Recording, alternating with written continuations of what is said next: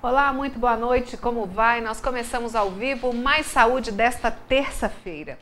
Hoje nós falaremos sobre dois assuntos distintos na segunda parte sobre catarata. Todo mundo já ouviu falar, todo mundo já viu falar desse problema que infelizmente atrapalha a visão de muita gente. Nós vamos esclarecer dúvidas a respeito desse assunto na segunda parte do programa.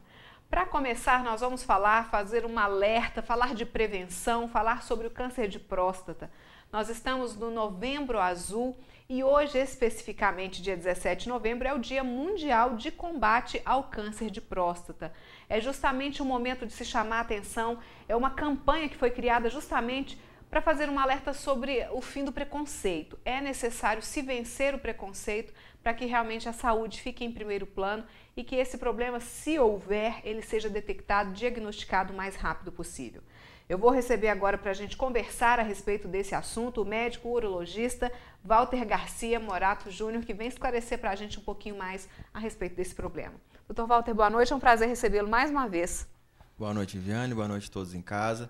É um prazer participar do programa novamente. Muito obrigada. Doutor Walter, o Novembro Azul tem levado os pacientes ao consultório? Tem. Muitos pacientes chegam ao consultório falando justamente isso. Doutor, eu vim por causa do Novembro Azul. Então a gente vê a importância, né, dessa campanha, a importância dos setores de saúde pública para poder conscientizar o homem que o exame de câncer para rastreamento do câncer de próstata deve ser feito. Então a gente vê que no consultório, essa época do ano, os pacientes realmente estão procurando mais. O câncer de próstata ele vai ser diagnosticado normalmente nessa faixa etária após os 40 anos ou outros sintomas acabam levando o paciente ao hospital e aí se encontra o diagnóstico de outra forma, doutor Walter? O câncer de próstata, no momento em que ele ainda é curável, ele é totalmente assintomático. Então, as campanhas são feitas no sentido de que o paciente procure sem que ocorra nenhum tipo de sintoma, obviamente.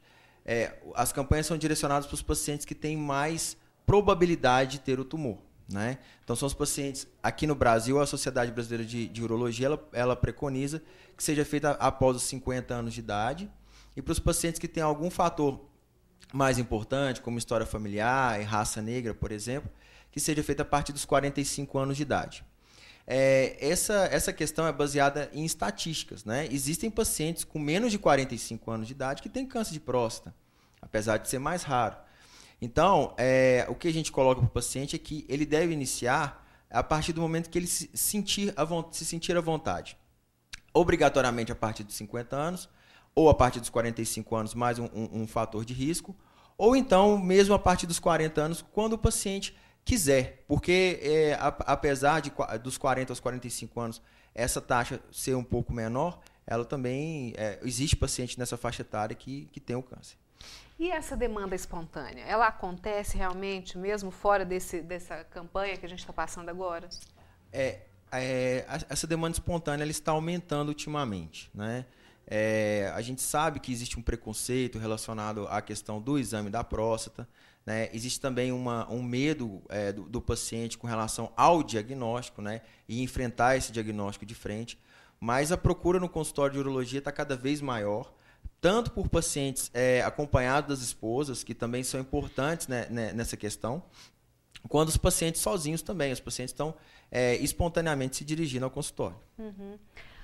E quanto à ocorrência do câncer, doutor, como é que está hoje? A gente sabe que é a segunda causa de morte em homem. É o câncer mais comum nos homens? É o câncer sólido mais comum em homens. Então, é um problema relacionado também à saúde pública, né? E o câncer de próstata, ele tem uma característica importante, que ele não é um câncer tão agressivo quanto a maioria dos cânceres, né? Por exemplo, um câncer de estômago ou um câncer de cérebro. O câncer de próstata ele demora um pouco para poder se desenvolver e levar o paciente a óbito. Então, apesar dessa grande taxa de incidência, a gente calcula aí que 1 a cada 6 homens vão ter o câncer de próstata, é muito, né? Uhum. A gente tem uma mortalidade muito pequena frente a esse grande número de diagnósticos. Então, é muito importante a gente rastrear e diagnosticar esse câncer no seu início, para a gente ter mais de 90% de chance de cura. A ocorrência nessas pessoas, por exemplo, na sua média de 40 a 45 anos, é uma ocorrência grande? Não, até os 45 anos é uma ocorrência menor. O câncer de próstata ele tem uma tendência de aumentar a chance de incidência aumenta com a idade. Né? Então, um paciente que tem mais de 60 anos tem mais chance do que um paciente com mais de 50 anos e assim sucessivamente. Assim como outros tipos de câncer, existem fatores de risco que vão pesar além dessa questão da idade?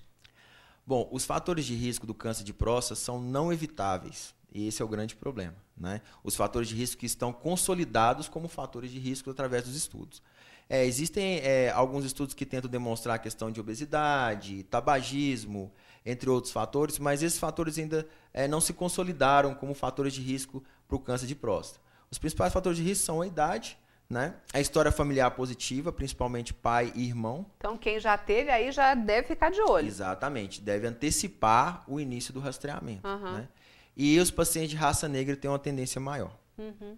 O diagnóstico é feito basicamente através do exame, do tão problemático exame, Dr. Walter, que é o exame de toque retal? O diagnóstico é feito através do PSA, que é o exame de sangue, associado ao exame do toque. Então, isso é importante ficar bem claro que só o exame de sangue não basta. Cerca de 15 a 20% dos diagnósticos são feitos através do exame de toque, mesmo com o PSA normal. Então, às vezes o paciente chega no consultório e diz que alguém falou para ele que não precisa fazer o exame de toque porque ele já fez o exame de sangue e o exame de sangue está normal. Isso não é uma verdade. O exame de toque deve ser feito anualmente, juntamente com o PSA. O PSA vai dosar o quê, doutor? O PSA o exame de PSA, ele dosa justamente o PSA. É um antígeno, né, uma proteína que a próstata libera no sangue. Esse PSA aumentado não significa necessariamente que existe um câncer na próstata. Pode ser um outro problema. Pode ser outro problema. Pode ser um aumento da próstata, né, uma hiperplasia. Pode ser uma prostatite, né, que vai levar ao aumento do PSA também. Então, não significa que o paciente tem um aumento do PSA, ele tem um câncer de próstata. Se o paciente tiver um aumento do PSA, provavelmente ele vai ser levado a uma biópsia. E essa biópsia é que vai definir o diagnóstico.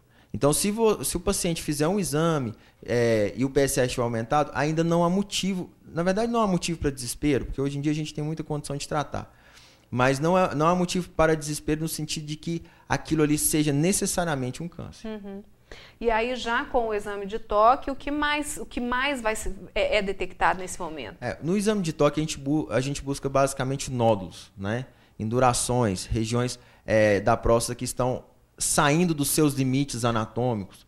Basicamente isso. Então, uma próstata que tem um nódulo no exame de toque, uma próstata que tem um nódulo ao exame do toque, a gente vai ter, inclusive, provavelmente um tumor um pouco mais avançado. Né? Então, isso aí a gente tem uma forma de estadiar, ou seja, de classificar os tumores, e os tumores que são palpáveis, eles são a gente considera eles um pouco mais avançados. Então, é muito importante fazer o exame do toque. Quer dizer, e quanto a gente sempre fala isso em vários assuntos que a gente discute aqui no programa, a questão do diagnóstico cada vez mais cedo, né, Dr. Walter? Faz diferença mesmo se detectar o mais breve possível. Bom, a taxa de cura é mais de 90%. Então, se a gente conseguir fazer o diagnóstico precoce, né, nas suas fases iniciais, a gente tem uma taxa de cura de 90%. Ao passo que, se houver metástase do câncer de próstata, que é o momento a partir do qual ele se torna sintomático, não existe mais chance de cura. Existem tratamentos paliativos, tratamentos que vão alongar a vida do paciente, mas não existe mais a chance de cura. Quer dizer, a pessoa perde a oportunidade de se ver livre realmente de um problema, enquanto que basta vencer realmente essa questão do preconceito que a gente fala. E essa campanha Novembro Azul, ela vem mudando essa realidade ao longo dos anos, Dr. Walter? Me parece que já são mais de 10 anos que essa campanha existe, né? A Sociedade Brasileira de Urologia está cada vez mais empenhada nessa campanha, né? E a gente vê que essa campanha gera um boca a boca, né? Então, às vezes, o paciente que nunca foi, ele vai e já chega para os colegas e diz: o exame é um exame rápido, é um exame indolor, né? E aí isso passa a encorajar outros homens a procurarem o urologista todos os anos. Ao se receber um diagnóstico, por exemplo, do câncer de próstata, como é que vai ser esse trabalho? A biópsia ela vai acontecer de qualquer forma? Ao se detectar alguma alteração no PSA ou no exame de toque, a gente vai fazer a biópsia. Né? A biópsia é responsável pela detecção, pela confirmação do diagnóstico. A partir do momento que o paciente tem o diagnóstico, a gente vai classificar o tumor dele. Né? Se é um tumor de baixo, moderado ou de alto risco para estar disseminado pelo corpo. Né? A maioria dos tumores que a gente diagnostica são tumores iniciais, né? Porque são tumores assintomáticos. A partir daí o paciente vai ser encaminhado para o tratamento adequado, quer seja uma cirurgia ou a radioterapia, que são os tratamentos mais consagrados do câncer de próstata, com hoje alguns estudos dando uma vantagem para a cirurgia. Regra a cirurgia para todo câncer de próstata? É regra ocorrer a cirurgia? A cirurgia para todo câncer de próstata curável. Se bem que aquilo que eu comentei no início, o câncer de próstata, ele é lento para poder se desenvolver. Hoje em dia existem alguns estudos que estão mostrando que o paciente pode inclusive viver com o câncer. Isso é muito complicado na nossa cultura, porque o paciente não tem essa aceitação de fazer um acompanhamento para o resto da vida, né? Achando que a qualquer momento vai acontecer alguma coisa. Mas existem alguns cânceres que eles nunca se desenvolvem.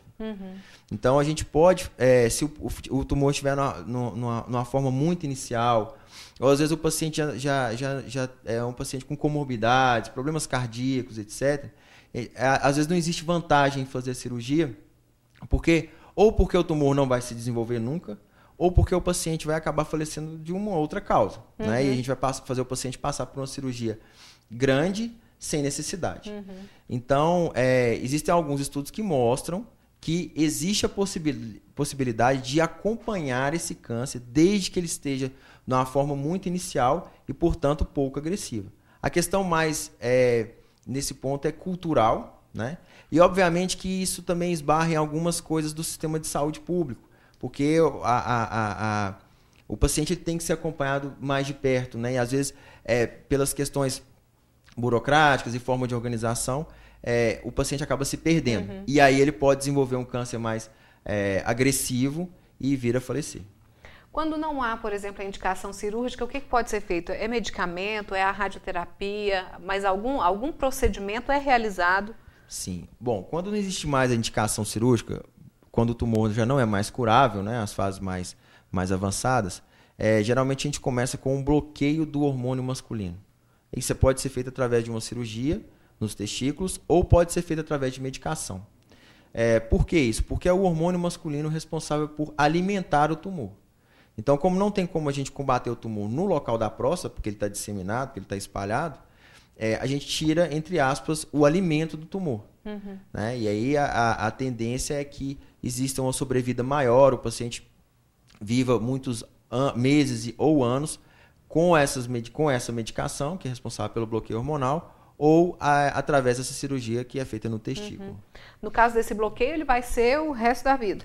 Exatamente. Esse bloqueio é feito até o momento em que o tumor se torna resistente a esse bloqueio. Né? Em algum momento, pode demorar meses ou anos, o tumor vai se tornar resistente a esse bloqueio. E aí nós temos novas armas, cada vez se estuda mais sobre isso, né? Aí nós temos armas relacionadas a medicações de quimioterapia, que também, hoje em dia, estão conseguindo aumentar um pouco mais a sobrevida do paciente. Mas nunca voltada à cura. A partir do momento que ocorre a metástase, já não tem condição de ser curado. E o câncer na próstata, ele pode espalhar para outras partes do corpo? Sim, o câncer de próstata, o primeiro local que ele se espalha, geralmente, são os ossos. Né? Lógico, tem os gânglios, né, os linfonodos, mas os primeiros sintomas de metástase estão relacionados aos ossos. Principalmente na cintura escapular, na coxa, nas costelas.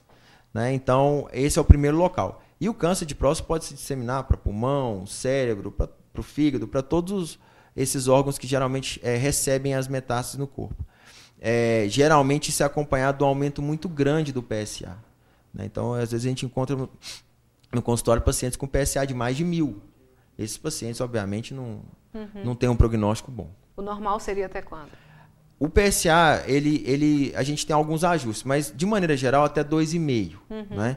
A gente sabe que o PSA vai aumentando de maneira natural ao longo dos anos. Então, um PSA às vezes de 3,5 para um paciente de 60 anos a gente considera bom. Às vezes um PSA um pouco mais elevado para um paciente de 70, 80 anos a gente considera bom. E isso tem que estar sempre associado ao toque, né? Porque às vezes a próstata vai crescendo e isso leva a um aumento fisiológico do PSA. Então, se a gente fizer o toque e ver que a próstata está um pouquinho aumentada de tamanho, mas não é um nódulo, é só um aumento da próstata mesmo, a gente sabe que o PSA vai estar um pouquinho mais elevado. Então, o ponto de corte 2,5, mas isso tem que ser interpretado. Isso tem que ser avaliado junto com o toque e junto com as outras condições que podem levar ao aumento do PSA, né? Como a prostatite, por exemplo. Ok. A gente vai para um rápido intervalo, já eu volto com o programa Mais Saúde. É um instante só.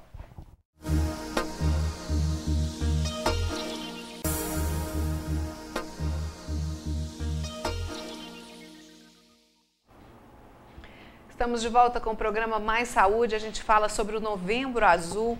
Hoje é o Dia Mundial de Combate ao Câncer de Próstata e o nosso alerta à questão da prevenção, realmente é o diagnóstico cada vez mais cedo do câncer de próstata para se evitar as complicações e principalmente para se chegar realmente à cura.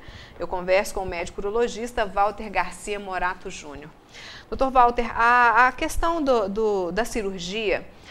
por exemplo, um paciente já com 80 anos ou até mais, pode-se descobrir nessa faixa etária que tem o câncer de próstata e, nesse caso, é indicado fazer cirurgia?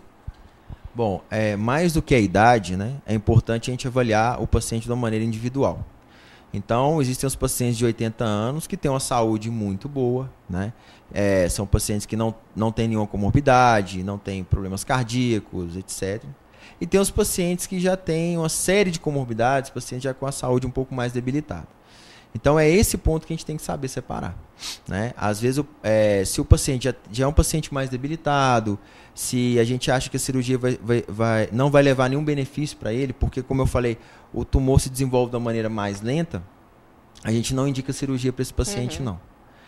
Agora, se o paciente com 80 anos ele não tiver comorbidades, ele for um paciente ainda que tem uma perspectiva de vida de mais de 10 anos, e é isso, na verdade, que o urologista tem que julgar. É claro que ninguém tem um exercício de futurologia para fazer, né? Mas é baseado no estado atual do paciente. Então, se o paciente tiver uma sobrevida aí de 10 anos ou mais, a gente geralmente indica o tratamento e indica a cirurgia. A própria questão da cirurgia, Dr. Walter, ela também tem uma série de questões envolvidas, porque todo mundo fica pensando já nas consequências. A cirurgia de retirada da próstata, ela deixa algumas consequências, né? Bom, a cirurgia, o grande medo, né, do pessoal, na verdade os grandes medos, estão relacionados realmente à incontinência urinária e à questão da impotência sexual, né? A incontinência urinária, ela acontece geralmente aí, em torno de 30% dos pacientes, né? Em torno de 70% não. Então, o que a gente tem que colocar é que a maioria não fica incontinente, principalmente se o tumor estiver nas suas fases iniciais. A gente tem condição de fazer uma cirurgia mais anatômica, uma cirurgia mais redonda, entre aspas, e não prejudicar, não ter nenhum tipo de lesão, nem no músculo que segura a urina e nem nos nervos responsáveis pela ereção, né? A questão da ereção, mais ou menos aí em torno de 60% dos pacientes, 70% também, não tem problemas com ereção. Quando eu digo não tem problemas, é o seguinte: o paciente permanece da maneira que estava antes da cirurgia. Porque nessa faixa etária, acima dos 60 anos, a gente sabe que tem uma prevalência maior relacionada aos problemas sexuais, né? Então, às vezes o paciente opera, mas antes da cirurgia ele já não tinha uma ereção tão satisfatória assim. E depois da cirurgia, ele acha que foi a cirurgia que proporcionou aquilo. Então, a maioria dos pacientes não tem nenhum tipo de problema relacionado nem à incontinência e nem à impotência. É verdade que a maioria dos pacientes, no início, tem um pouco de incontinência, sim. Mas essa incontinência é recuperada ao longo do primeiro ano. A questão da disfunção sexual também. Existe uma boa probabilidade de a gente recuperar isso no primeiro ano. E no momento em que se discute sobre isso, o médico vai explicar para o paciente todos esses detalhes, Dr. Walter, em relação à cirurgia, as consequências. É uma cirurgia demorada? Bom, hoje em dia a gente está operando próstata cada vez mais rápido, né? Na verdade mais eficiente. Antigamente essa cirurgia era uma cirurgia muito sofrida para o cirurgião. Hoje em dia a gente tem condição de fazer essa cirurgia, em 1h30, 2 horas. É claro que isso varia de paciente para paciente, né? As anatomias são extremamente variáveis. Essas questões têm que ser discutidas com o paciente, sim. Porque se isso não for discutido, no dia que, por exemplo, o paciente tirar a sonda após a cirurgia, ele vai se dar conta de que ele não está conseguindo segurar a urina. Né? Então o paciente tem que estar consciente de que aquilo ali provavelmente é transitório. Mas também estar consciente de que aquilo pode ser definitivo. A próstata é retirada totalmente? No caso do câncer de próstata, a próstata é retirada totalmente, inclusive com as vesículas seminais, né, que são os órgãos que ficam atrás da próstata e são responsáveis pelo armazenamento do esperma. O câncer de próstata, ele pode estar alojado ali nas vesículas seminais também, e é protocolo a retirada das vesículas seminais. E após a cirurgia, o que mais é feito? Que tipo de avaliação é feito depois para ver se realmente, estou livre desse tumor, desse problema? Bom, após a cirurgia, a gente tem uma peça fundamental, mais uma vez, que é o exame do PSA. Como somente a próstata é responsável pela produção do PSA, né, salvo raríssimas exceções, a gente tem a certeza absoluta de que o PSA tem que ficar zerado. Né, ele tem que ir a zero, independentemente do valor anterior à cirurgia. Então é através do PSA e única e exclusivamente através dele que a gente faz o acompanhamento do paciente. A gente faz um PSA depois com 2 ou 3 meses após a cirurgia e esse PSA tem que vir zerado. Se o PSA não tiver zerado, a gente tem duas hipóteses. Primeiro, o tumor ele pode ter ficado um pouco para trás, na loja da próstata. Segundo, o tumor já poderia ter se espalhado antes da cirurgia. Isso aí a gente também só vai ter uma ideia do que aconteceu através da observação do crescimento do PSA. Geralmente um tumor que estava só na próstata, o PSA volta a aumentar de uma maneira mais lenta. Se o tumor já estava espalhado, o PSA ele começa a subir de uma maneira mais rápida. E isso também determina o tratamento. Se você fez uma cirurgia e você acha que o tumor só está ali no lugar da próstata, você pode fazer uma radioterapia por cima. Então, é uma ferramenta a mais no sentido de tentar curar o câncer. Agora, se realmente o tumor já estava espalhado, aí cai naquela questão que a gente comentou antes, né? Aí a gente vai tentar somente as terapias paliativas. Mas PSA zerado, e aí? PSA zerado, vamos repetir o PSA de maneira periódica, né? Então, a gente faz com 3, com 6 meses... Depois faz com 9, com 1 ano. Isso também varia. Se a gente for pegar protocolos das diversas instituições, a periodicidade do PSA também é variável. Mas aí a gente tem uma tendência de acompanhar o paciente por anos e anos, né, para poder ver se esse PSA está se mantendo zerado. O paciente, por exemplo, que deu zerado ali, ele pode ter, ele fica mais propenso a ter outros tipos de câncer, porque a gente já ouviu falar em vários tipos que se teve um, é mais propenso a ter outros. Também tem alguma relação? Não existe essa relação. Não, o câncer de próstata, ele não é fator de risco para nenhum outro tipo de tumor, não. Bom, e aí se for detectado que realmente ainda está aumentando esse PSA, como é que vai ser feito, Dr. Walter? Pois é, então assim, como eu disse, o PSA está aumentado, a gente tem que separar essas duas populações, né? Se a recidiva, a volta do tumor é só no local, a gente vai fazer uma radioterapia. Se a recidiva é sistêmica, ou seja, o tumor já está espalhado, a gente vai partir para o bloqueio hormonal. E isso é uma grande vantagem de se fazer a cirurgia, porque a gente não perde a arma da radioterapia depois. Então a gente tem uma segunda chance de curar o paciente. Ao passo que operar uma próstata que já foi irradiada é muito difícil, né? A anatomia toda se perde, é uma cirurgia extremamente trabalhosa e bem mais arriscada para o paciente. Nesse ponto, na minha opinião, conta um ponto a mais para a questão cirúrgica e não da radioterapia.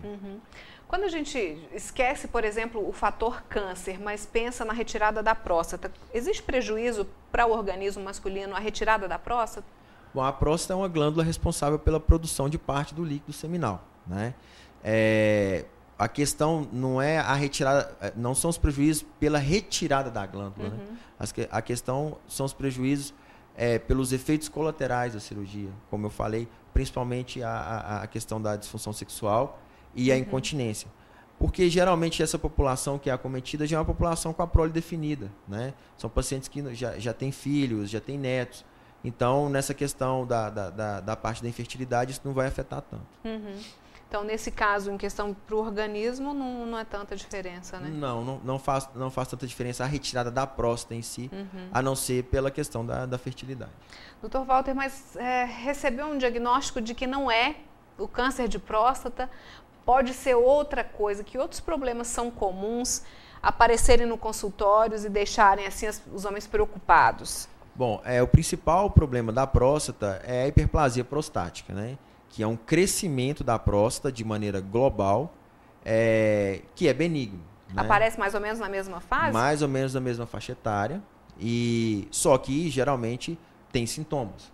Né? Então, o paciente começa a sentir dor no momento de urinar, começa a sentir que a bexiga não está se esvaziando de maneira completa, começa a acordar várias vezes à noite, o jato da urina mais fraco. Esses sintomas são geralmente de hiperplasia prostática. O câncer de próstata pode dar esses sintomas? Pode dar, mas só se numa fase muito, muito avançada, sabe? Então, não é o comum. Então, é importante a gente frisar isso. Se o paciente, se quem está em casa, estiver com esses sintomas, para não se desesperar. Isso geralmente é uma hiperplasia prostática. E tem solução. E tem que ser tratado, né? Tem que ser tratado, a gente trata principalmente com medicações. A grande maioria dos pacientes responde às medicações. E se não responder, a gente passa para a modalidade cirúrgica também, mas a cirurgia é diferente, né? A cirurgia que visa apenas o miolo da próstata, apenas desobstruir a parte da próstata que está atrapalhando o ato de urinar. E aí ele volta às funções normais. Sim, aí a cirurgia para a hiperplasia, ela volta às funções normais e ela não gera a questão da incontinência. É muito raro, pode acontecer, mas é muito, muito, muito raro.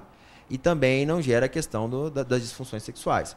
O que vai ocorrer nas cirurgias da hiperplasia, às vezes é uma diminuição do volume do esperma, mas nada que altere nem a ereção e nem a vontade sexual. Dr. Walter, resumindo, realmente a gente vive um momento assim de vencer aqui o preconceito, né?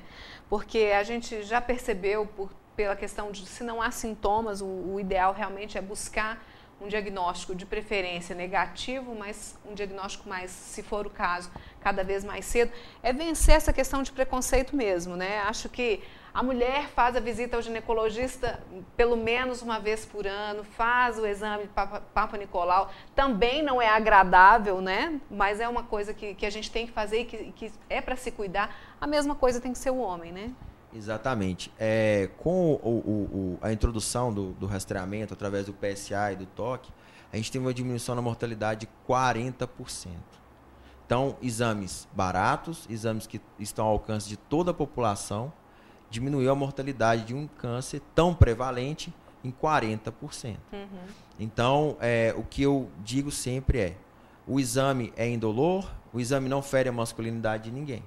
Mas o tratamento com bloqueio hormonal vai te tirar a vontade sexual, vai te tirar a ereção, vai te colocar numa situação de desconforto, às vezes, para o resto da vida. Então, porque não tem mais cura. Né? Sim. Por que não buscar realmente resolver o problema cada vez mais cedo? Exatamente. Buscar o diagnóstico precoce para a gente poder ter uma chance muito maior de cura e qualidade de vida.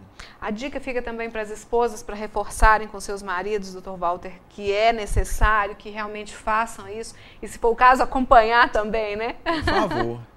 As esposas têm um papel fundamental. A gente vê que no consultório muitos casais chegam e a esposa incentivando o marido aí, às vezes até mandando, né? Mas as esposas têm um papel muito importante nisso aí. A gente, cada vez que uma esposa vai ao consultório, a gente volta a bater nessa tecla e parabeniza. Porque isso aí também tá cuidando, né? Cuidar de quem se ama, cuidar do próprio marido. A gente pensa que muitas vezes existia antigamente aquela questão de que o homem não se cuidava realmente, deixava tudo para a última hora, e a gente quer que essa história mude completamente e que o homem esteja tão atento quanto a mulher em relação a buscar realmente diagnóstico, a não deixar nada para a última hora, porque para depois a gente sabe que é tudo mais difícil. Então fica a dica aí, o importante é que realmente, não só no mês de novembro, mas em todas as épocas, procurem naquela faixa etária adequada, vai para receber um diagnóstico negativo, mas sai de lá satisfeito com a consciência tranquila, né, doutor Walter? Exatamente. Tem um prazo de validade de 1 ano, né? Assim, são 5 segundos que vão valer por 1 ano. Com certeza.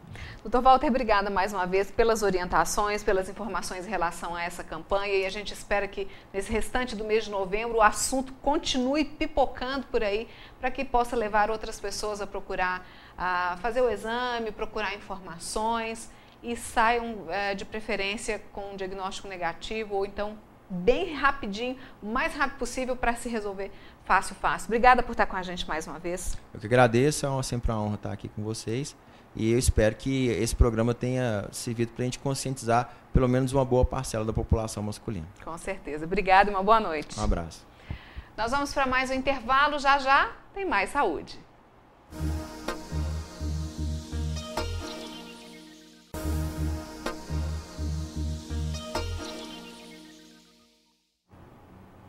Estamos de volta com o programa Mais Saúde. Agora é a dica especial para quem quer dormir bem, acordar bem, ter um dia agradável, com disposição e o corpo bastante em ordem, sem estar aquela coisa dolorida e cansada, né? A dica, mais uma vez, é com a Flávia Faria sobre o colchão oriental J2000. Flávia. Olá, Viviane, boa noite a você, aos telespectadores do programa Mais Saúde. Hoje, Viviane, eu não estou aí no estúdio com você, mas eu estou aqui direto da loja do Colchão Oriental J2000, que fica na Praça Desembarcador Frederico, número 5. Eu quero mostrar para vocês hoje como a loja é bonita. Nós temos vários colchões de casal, de solteiro, mas eu quero falar para vocês também sobre os benefícios do Colchão Oriental J2000 para quem tem hérnia de disco.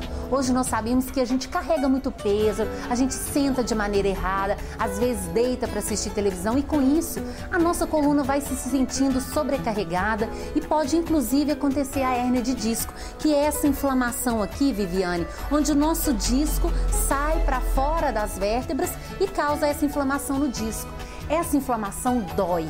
Quem tem hérnia de disco sabe quanto dói. Só que o colchão oriental J2000, ele proporciona pra gente uma posição muito certinha quando a gente vai dormir. E com isso a gente consegue relaxar a musculatura e melhorar essa inflamação, porque ele tem também um anti-inflamatório natural, que ajuda então a reduzir a dor e diminuir a inflamação.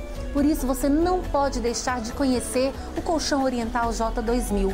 Para isso, basta você ligar para o 0800 943 2000 e pedir uma visita sem compromisso. Você vai conhecer um pouco mais sobre esse produto que vai ajudar na sua qualidade do sono e, consequentemente, na sua qualidade de vida. E tem promoção, viu, Viviane? Comprando o colchão oriental J2000, você vai ganhar uma linda cama box. Obrigada, Flávia, mais uma vez pela sua participação e pela parceria do Colchão Oriental J2000 com o nosso programa. A gente continua, então, com mais informações, tratando da nossa saúde, principalmente buscando a prevenção. Nós vamos falar a partir de agora sobre catarata. Todo mundo já ouviu falar e olha, se não ouviu, vai ouvir falar. Essa foi uma notícia que eu não gostei de saber, mas a gente vai saber como cuidar disso, o que a gente pode fazer. Eu vou conversar com o médico oftalmologista Daniel Tolentino, que vem passar essas informações para a gente. Doutor Daniel, boa noite, é um prazer recebê-lo mais uma vez no programa. Boa noite, Viviane, novamente, estamos aqui à disposição. Vamos fazer um bate-bola aí de catarata para a gente tirar algumas dúvidas a respeito do tema. É verdade que um dia ou outro a gente vai ficar sabendo, vai ouvir falar essa palavrinha sobre a catarata, doutor Daniel? Brinco no consultório que catarata é questão de tempo. Todo mundo vai ter uma época na vida. Porque catarata é um envelhecimento natural do olho, né? O cristalino, que é a nossa lente natural, ela vai sofrer com as alterações do ultravioleta e a genética do corpo e outras alterações ao longo da nossa vida, que vão precipitar o aparecimento da catarata, que é o envelhecimento desse cristal. Ele vai ter que ser trocado, substituído por uma lente intraocular, cirurgia de catarata. estudando a respeito do assunto, para a gente ter uma ideia, é como se fosse uma janela embaçada. A gente olha por ela e vê uma imagem um pouco mais embaçada. A gente daqui a pouquinho vai até mostrar uma imagem como essa. É meio por aí que acontece com essa nossa lente do olho?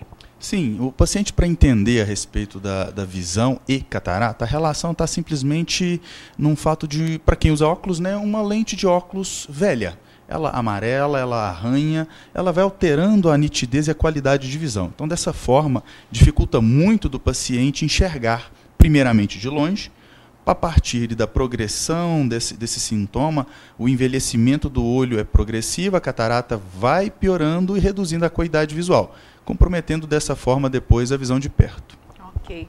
Vamos ver a primeira imagem que a gente tem? É aquilo ali, doutor Daniel, para a gente ter uma ideia? Sim. A primeira foto à esquerda mostra para a gente uma visão normal, onde o cristalino transparente e com correção refracional, se necessário, vai dar ao paciente uma visão nítida, uma visão limpa, né? Então, aquilo que você está vendo de sombra no centro remete para a gente uma alteração central, provavelmente, nesse caso da foto, de um cristalino envelhecido. Uma catarata nuclear padrão, uma catarata subcapsular posterior, vai dar aquele padrão de visão. Mas aquilo ali pode ir piorando? Sim, aquilo é só o início do problema, né? A progressão da catarata, ela pode acontecer de acordo com a genética do paciente, situação de saúde dele. Então, tem paciente que a progressão é tão lenta que ele nem percebe que está perdendo a visão. Chega no consultório achando que a lente do óculos está fraca, né? E tem aquele paciente que já tem um pouquinho mais de maldade, noção da situação, da saúde ocular, então ele já chega questionando uma possível alteração, que é a catarata, né? Então, a partir do exame bem feito, o profissional vai estar informando o paciente o que está acontecendo e examinando, isso é muito importante, o olho de uma forma completa, córnea, cristalino, retina e nervo óptico, para ele chegar com o paciente na precisão do diagnóstico e na indicação correta, que é a correção cirúrgica, que é o único tratamento. A gente vai perceber que está acontecendo alguma coisa de olhar para o olho mesmo, doutor Daniel? A gente tem, acho que não sei se é a próxima imagem. Coloca, por favor, Adriana. Não, essa ainda dá a ideia da mudança, alteração, né? Da opacificação do cristalino, que altera a visão de longe. Bom, essa é uma imagem típica de uma catarata que a gente chama de catarata branca, né? A catarata total, que geralmente era um sintoma, um sinal, né, na verdade, o termo médico correto é esse, era um sinal do diagnóstico da catarata há tempos atrás, há 20, 30 anos, onde o acesso à oftalmologia, a consulta com o oftalmologista era difícil, né? Então, dessa forma, o paciente tem o grau máximo de catarata. Um paciente daquele ali, ele não enxerga nada. Ele mal tem a percepção da luz ambiente. Então, aquilo ali, ele já chegou numa situação onde no óculos não faz diferença, medicação nenhuma faz diferença, é cirurgia e, porém, vem uma vírgula na situação, é uma cirurgia de risco, porque a gente não consegue avaliar a retina nem o nervo óptico para contar para o paciente o que pode ser um pós-operatório nesse caso. Um paciente desse pode ser operado e ir muito bem num pós-operatório e não recuperar a visão. Por quê? Ali eu não consigo dar satisfação da retina e do nervo óptico. Às vezes tem comprometimento. Então, o caso nem era cirúrgico. Naquele caso ali, é aquele olho que está com aquela partezinha branca. O olho da esquerda, né? Que é um olho central, que é o olho direito, né? Que está invertida a imagem, onde está a pupila dilatada e com a imagem branca. É o cristalino, que é transparente, ficou branco, a catarata total branca. Quer dizer, a gente vai ver daquela forma ali, a olho nu, e realmente já está numa situação... Na criança que tem catarata congênita, que pode vir a acontecer também na gestação, o reflexo vermelho do olho está abolido, por isso que é importante o teste do olhinho. A hora que a gente bate uma lanterna ou um oftalmoscópio ali naquele olho, você não consegue enxergar o reflexo da retina. Por isso que o médico não consegue examinar o fundo de olho. É uma suspeita de problema. A hora que você examina, você diagnostica catarata congênita, né? Naquele paciente ali que é uma senhora ou um senhor, também é a mesma coisa. O reflexo vermelho da retina está abolido. Você nota que tem um problema.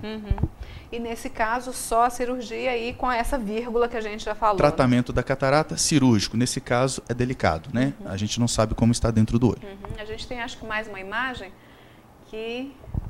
Da mesma forma, né? Do lado direito, né? A imagem da esquerda e do olho direito, nota-se também mais branco, cristalino, porque tem uma catarata mais avançada. Mas a gente nota também a presença do olho esquerdo, que é uma catarata mais branda, mas também está presente. E aí é que vem a questão, pode ser nos dois olhos de uma vez só e se complicar do mesmo jeito, um ser melhor e outro pior? Sim, temos dois olhos. Estão relacionados para enxergar, mas estão independentes para processos degenerativos, né? Ah, vai acometer no olho? Vai acometer o outro olho? Quando? Não sei. Tem paciente que chega com 50 anos, operou um olho de catarata por algum motivo, que seja ou doença secundária ou até mesmo o próprio envelhecimento do olho. Genética do corpo.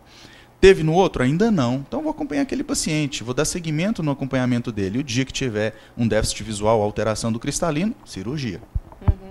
Nesse caso, para fazer um tratamento numa pessoa que tem nos dois olhos, a gente vai primeiro fazer de um, a cirurgia de um tempo depois faz do outro, doutor Daniel?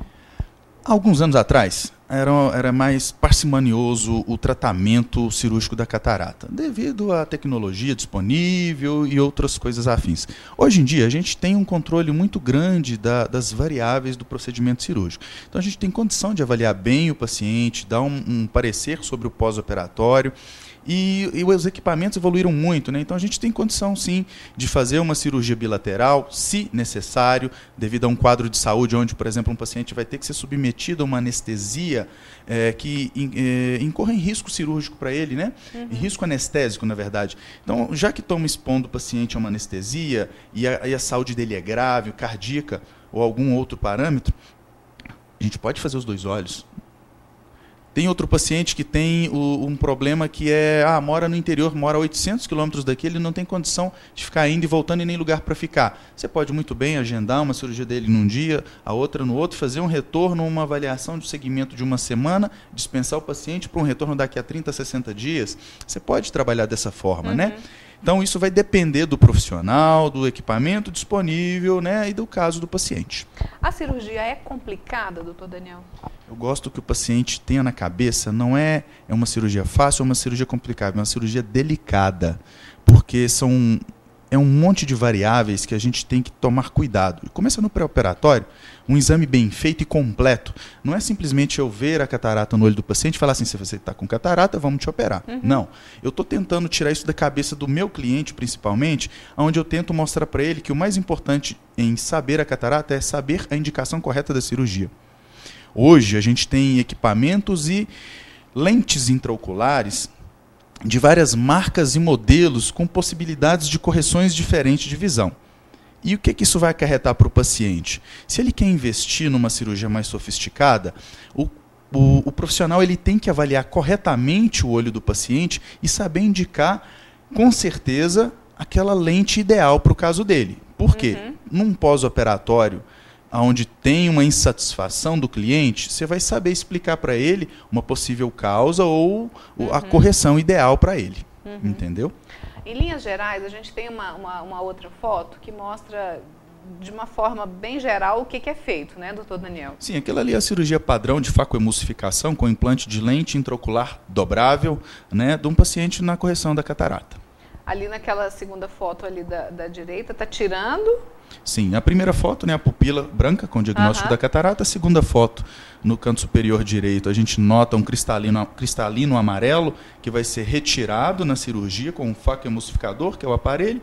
Na terceira foto, inferior à esquerda, nós temos um implante de lente intraocular através de uma microincisão, aonde não daremos ponto no olho, né? E no final, a lente toda aberta e implantada da forma e no local correto, que é dentro do saco intracapsular. Daquela forma, a gente corrigiu o problema, implantou a lente e a partir daí a recuperação pós-operatória.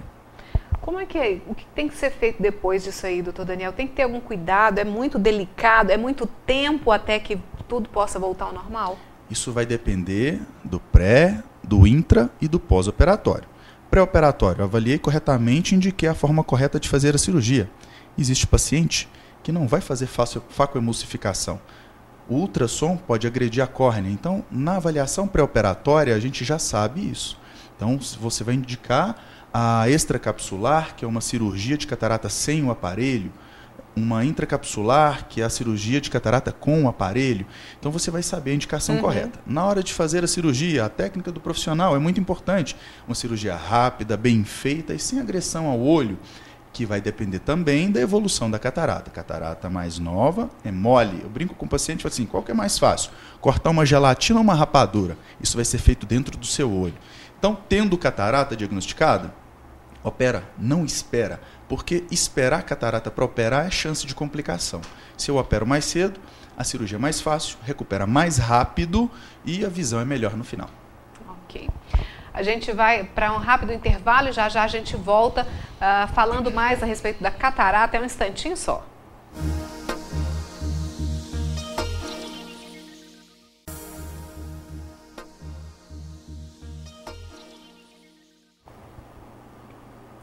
Estamos de volta com o programa Mais Saúde. A gente fala sobre a catarata. Eu converso com o médico oftalmologista Daniel Tolentino. Doutor Daniel, a catarata ela também pode provocar até uma cegueira se não for cuidada? A principal causa de cegueira reversível, né, no mundo inteiro é a catarata. O tratamento é cirúrgico, por isso que ela é reversível. A avaliação correta vai te permitir o diagnóstico e a indicação do procedimento e a previsão de uma possível visão pós-operatória, certo? Então, tratou corretamente, vai enxergar. E aí a gente pensava, nossa, fez a cirurgia, então resolveu o problema ou a catarata pode voltar? A catarata não volta. Você não tirou a catarata, você está livre da catarata. Quando a gente implanta a lente, a gente mostrou naquela foto, a lente é colocada dentro de um suporte, é chamado saco capsular, que é o saco onde fica o cristal do olho, o cristalino. Esse saco ele pode voltar a escurecer ao longo dos meses, anos, né? E se isso acontece, vem um segundo problema, que é a opacificação de cápsula posterior pós-operatória. Então só ocorre em quem operou o olho. O tratamento é simples, não é cirurgia, é uma aplicação do YAG laser, é um tipo de laser especial utilizado para essa finalidade, que é a limpeza da parte posterior da lente, que é essa cápsula. Aplicação, 5 minutinhos no consultório, não gasta anestesia nem nada, é indolor e o paciente em prazo de uma semana já volta a recuperar a visão, desde que a cirurgia tenha tido um sucesso e não tenha nenhuma outra complicação no olho. E essa situação pode ocorrer outra vez ainda não? Após a aplicação do laser, sendo ela bem feita, uma vez só, está resolvido o problema. Que ótimo. Mas a pessoa, por exemplo, que chegar nos seus, por exemplo, seus 80 anos, como a gente falou da questão da próstata ali, se compensa se fazer ou não. No caso da catarata, a correção vai ser tranquila para uma pessoa de 80 anos também, doutor? Isso vai depender da característica da catarata do paciente. Porque, como eu te disse, é uma doença genética, né? Então, meu corpo não é igual ao seu corpo, então a reação dele é diferente. Às vezes eu estou com 70 anos de idade, tenho já um cristalino com início de envelhecimento, mas não tenho um sintoma e nem sinal, que é déficit visual. Então, meu cristalino ainda me permite visão normal. Talvez você com 60 anos já tenha uma catarata total bilateral e tenha que ser submetido à cirurgia. Então o paciente vai ter que ser avaliado, bem avaliado, o médico junto com um acompanhante, um responsável, até mesmo o cliente, eles vão chegar àquela conclusão aonde é a viabilidade cirúrgica, o custo-benefício, se vale a pena para aquele paciente estar investindo naquele procedimento, se não tem nenhum outro problema. Na maioria das vezes, lógico, né, por qualidade de vida, a gente até indica a cirurgia num paciente que às vezes tem algum problema neurológico, alguma outra comorbidade que até inviabiliza a comunicação. Mas você nota que a falta da visão pode tirar o paciente do convívio social. Isso já aconteceu. Paciente com 90 e tantos anos de idade chega no consultório, você acha que ele está com demência senil ou algum outro quadro neurológico, na hora que você opera o primeiro olho dele, ele volta para o consultório conversando com você. Né? Então, assim, ele até te emociona, quantos anos, há 30 anos eu não vi aquela árvore. Então, a falta de comunicação daquele paciente é porque ele estava recluso no mundo escuro, ele não estava enxergando. A catarata tem alguma relação com outro problema visual, por exemplo, com miopia, astigmatismo? Existe alguma relação com isso, não? Não. Erros refracionais são erros refracionais relacionados com estruturas outras do olho, córnea, tamanho do olho, né? Então, o cristalino, ele está relacionado com a visão aonde, na correção da cirurgia de catarata, eu tenho a opção de fazer uma facorrefrativa, uma cirurgia de catarata onde eu posso corrigir o grau do olho, se o paciente tiver. Então, hoje a gente tem tecnologia para fornecer ao paciente uma lente intraocular que corrige automaticamente a visão de longe e de perto, para não ter que usar óculos. E aí resolve-se tudo de uma vez? Sim. Justamente. É mais demorado? É um processo mais O delicado? procedimento é o mesmo. O segredo está na avaliação pré-operatória. Existem pacientes onde a indicação desse tipo de lente é padrão ouro, né? Aquele paciente viável, e aquele paciente que você não pode e não deve indicar aquele tipo de lente porque tem alguma variável que você viu pré-operatória que não é indicado aquele tipo de lente, onde no pós-operatório ele vai ter uma visão ruim. Então você não vai utilizar uma lente daquela que é até mais cara. Existe algum tipo de outra situação que pode provocar a catarata? Por exemplo, um trauma. Uma pessoa que sofre um acidente e tem um trauma forte, isso pode provocar a catarata e nesse caso a situação é a mesma, inclusive para correção?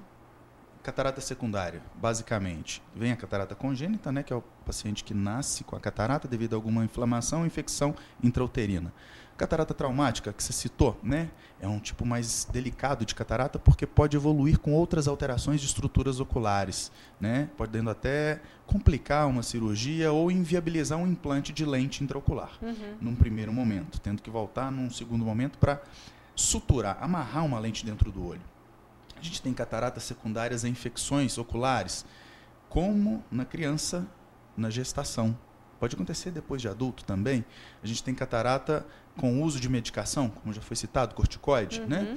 E outros processos inflamatórios de doenças do olho, uveites em geral, podem causar escurecimento do cristalino.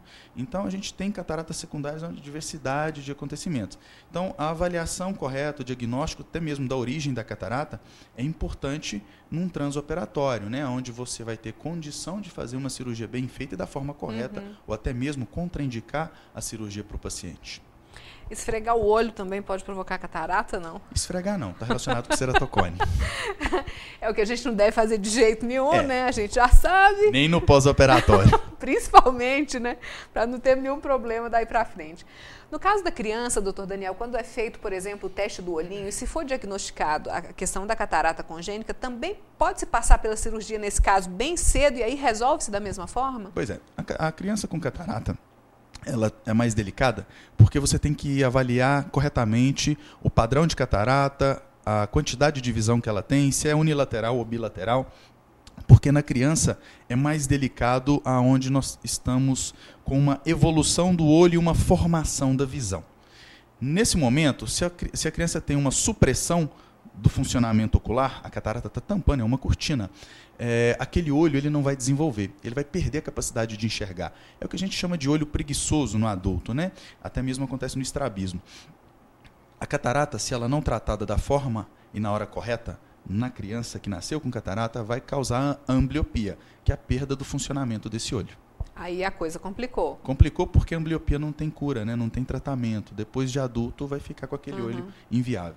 Quer dizer, então já ficou essencial mais uma vez o teste do olhinho. É a diferença o teste dele. Do olhinho tem que vir corretamente. A gente tem que lembrar que catarata em criança, além do procedimento ser mais delicado, tem que ser corretamente indicado. E outra, no pós-operatório numa criança, às vezes é mais difícil de controlar. A gente nota no consultório que uma criança agitada, o pai é responsável por aquilo. Ele tem que controlar aquela criança para não dar complicação pós-operatória. Por quê?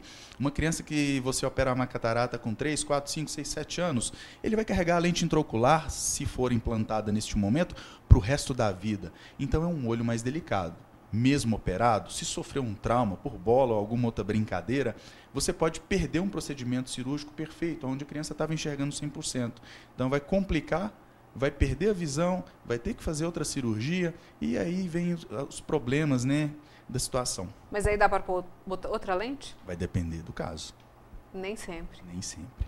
E aí não vai ver direito mais? Aí não vai ver direito mais para o resto da vida. Fica aquela visão embaçada. Pode ficar com a visão embaçada, pode perder totalmente a visão, isso vai depender do que acontecer. Aí, se perder, não vai ser uma cegueira reversível. Aí vai ser irreversível, né? Porque a gente vai tentar corrigir o problema, né? Desde que tenha correção. Né? Tá, joia. Sobre a catarata, então, o melhor é avaliar, porque quanto mais cedo também for feito, como eu sempre digo, vamos evitar, né? Diagnóstico correto, preciso, em tempo hábil. Quanto mais cedo for feito, iniciar o tratamento do paciente. A correção é cirúrgica? Se tem catarata, opera, não espera. Esperar é a chance de complicação. Tá, joia. Nosso tempo acabou, doutor Daniel. Obrigada mais uma vez pelos esclarecimentos. A gente volta a conversar em outras oportunidades sobre vários outros assuntos. porque a gente quer realmente chamar a atenção para essa questão da prevenção, de se buscar alternativas cada vez mais cedo e menos difíceis, né, para ter uma saúde em dia, principalmente quando a gente fala da visão. Obrigada pela sua disposição. Muito obrigado novamente pelo convite, Viviane. À disposição, tá? Espero que tenha ajudado a tirar algumas dúvidas, né, dos pacientes, dos possíveis clientes aí que vierem aparecer. Estamos à disposição, porque catarata, tratamento é cirúrgico, gente. Quanto mais cedo, melhor, né? Não espera, não. Tá jóia. Muito obrigada, uma boa noite. Boa noite, obrigado. Obrigada a todos vocês de casa que estiveram conosco, aos nossos parceiros, ao Tiago Lima, que fica na rua Cônego Getúlio 525, o telefone dele é o 3825-8378. Obrigada pelo seu carinho, Tiago. Cuida do meu cabelo, da maquiagem e toda a equipe. A Enigma, que fica na rua General Osório 207, o telefone é o 3823-3955, está cheio de novidade, passa lá porque coleção nova tem sempre, toda semana tem novidade. E a Apolo Floricultura, que sempre é feito no nosso estúdio toda terça-feira, fica aqui na rua Major Gotti. O telefone é o 3822-2200. Obrigada a vocês pelo carinho. Terça-feira que vem a gente volta com mais saúde e você fica agora com as notícias de Patos de Minas e região no NTV News. Nós temos um encontro marcado amanhã às 11h30 no 30 Minutos. Uma ótima noite para você.